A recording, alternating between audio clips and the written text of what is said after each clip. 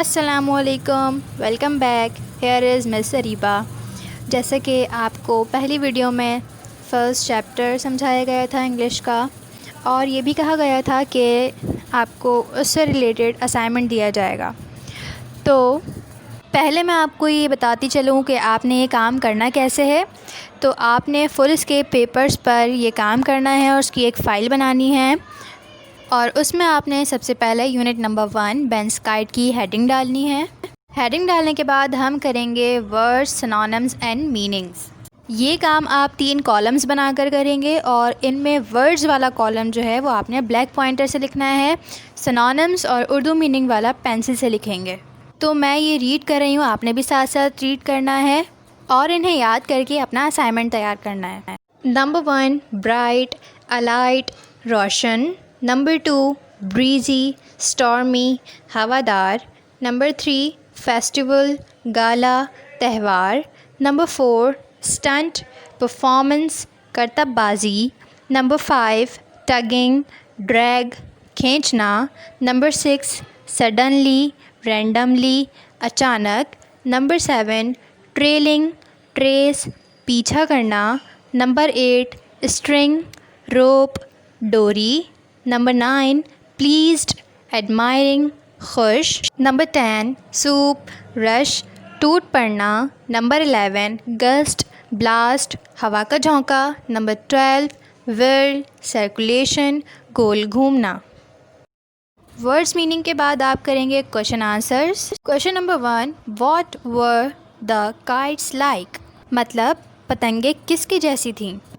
The kites were like octopuses with streaming tails, पतंगे octopus की जैसी थीं जिनकी लहलहाती दुमें थीं। Question number 2 what did Ben do after the festival, मतलब त्यौहार के बाद बैन ने क्या किया। आफ्टर द फेस्टिवल, त्यौहार के बाद, ban took his kite home, ban अपनी पतंग घर ले गया। And put it on top of his book shelf, और अपनी पतंग को बुक शेल्फ के ऊपर रख दिया। क्वेश्चन नंबर 3 वाई डिड मम and ban run after the kite, पतंग के उड़ने के बाद अम्मी और बैन क्यों भागे थे।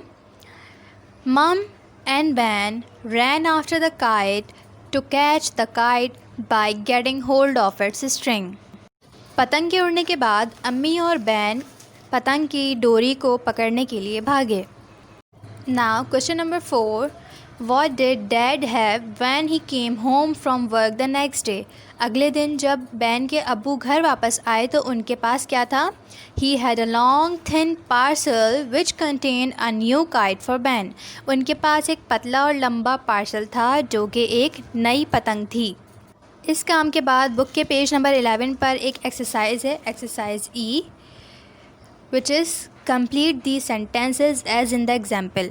Number 1 example है it did not go dash the big kites as high as, क्योंकि kites जो हैं वो हाई उड़ती हैं, इसका मतलब हुआ कि ये इतनी ऊंची नहीं गई जितनी की बड़ी पतंग है। It is not as sweet as honey, ये इतना मीठा नहीं है जितना कि शहद। It is not as white as an egg, ये इतना सफ़ेद नहीं है जितना कि अंडा। It is not as soft as pillow, ये इतना नरम नहीं है जितना कि तकिया। It is not as fast as a panther, ये इतना तेज़ नहीं है जितना कि पैंथर, क्योंकि पैंथर एक बहुत तेज़ भागने वाला जानवर है। इस एक्सरसाइज के बाद पेज नंबर 11 पर एक्सरसाइज F होगी, complete the sentences in your own words. इसमें आपको कुछ सेंटेंसेस दिए हुए हैं जो कि आपने अपनी मर्ज़ी से अपने ही अल्फाज में फ़िल करने हैं। इसकी एक एग्जांपल है बैन लव टू डैश, जैसा कि हमने चैप्टर में पढ़ा कि बैन को क्या पसंद था, उसे अपनी पतंग उड़ाना पसंद था, तो इसलिए हमने लिखा फ्लाई हिज काइट, बैन को अपनी पतंग उड़ाना पसंद थी। Number 1 she loved to dash, she कोई लड़की है, उसे अब क्या पसंद हो सकता है। हमने यहाँ लिखा है प्ले विद डॉल्स, क्योंकि ज़्यादातर लड़कियाँ डॉल्स के साथ खेलना पसंद करती हैं, और इसमें हम अपने पास से भी लिख सकते हैं। तो she love to play with dolls, वो गुड़ियों के साथ खेलना पसंद करती थी। नंबर 2 है we hope to dash, we मतलब हम, होप मतलब उम्मीद रखना। अब हम किसी भी चीज़ की उम्मीद कर सकते हैं। यहाँ हमने लिखा है विन द मैच, हम मैच जीतने की उम्मीद करते हैं। तो नंबर 3 है हमारे पास, दे वॉन्ट टू डैश, दे मतलब वो, वॉन्ट मतलब चाहना, दे वॉन्ट टू डैश हमने यहाँ लिखा है जॉइन अस, इसका मतलब हुआ वो हमारे साथ शामिल होना चाहते हैं। नंबर 4 है हमारे पास, I agree to dash, I मतलब मैं, एग्री मतलब मुत्तफ़िक होना किसी बात से। I agree to their plan, मैं उनके प्लान से या उनकी राय से मुत्तफ़िक हूँ। Number 5, she likes to dash, ये नंबर 1 की तरह है, हम इसमें कुछ भी लिख सकते हैं। शी लाइक्स टू, हमने यहाँ लिखा है ड्रॉ पिक्चर, मतलब वो तस्वीरें बनाना पसंद करती है। इस एक्सरसाइज के बाद चलते हैं अपने अगले काम की तरफ, जो कि है फिल इन द ब्लैंक्स। ये सारी ब्लैंक्स चैप्टर से रिलेटेड हैं। तो नंबर 1 है, Ben's mum and dad took him to the dash, Ben के अम्मी और अब्बू उसे कहाँ ले गए थे? काइट फेस्टिवल, पतंग के मेले में। Number 2, mum bought Ben a very tiny dash, अम्मी ने बैन को छोटी सी क्या दिलाई थी?